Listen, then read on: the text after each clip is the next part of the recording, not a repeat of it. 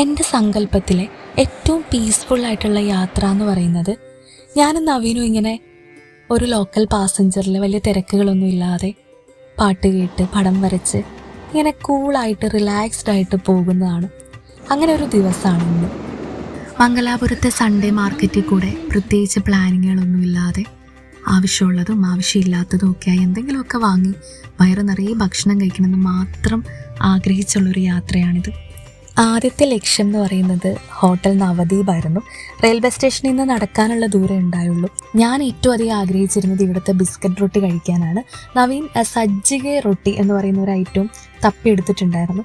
അങ്ങനെ ആദ്യം തന്നെ ബിസ്ക്കറ്റ് റൊട്ടിയാണ് വന്നത്.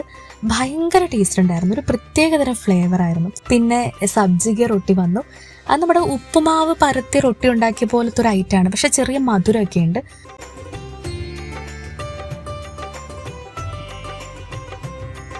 ഇതെല്ലാം കഴിഞ്ഞ് നമ്മൾ വിശാലമായി നമ്മുടെ മൈസൂർ മസാല ദോശയിലേക്ക് കടക്കാൻ ഓർത്തപ്പോൾ ഓണർ തന്നെ നിർബന്ധിച്ച് കൊണ്ടുവന്നാണ് ഇവിടുത്തെ ഗോളി ബജി. അങ്ങനെ അവസാനം നമ്മുടെ മൈസൂർ മസാല ദോശ, അത് പിന്നെ എൻ്റെ ഓൾ ടൈം ഫേവറേറ്റ് ആണ്.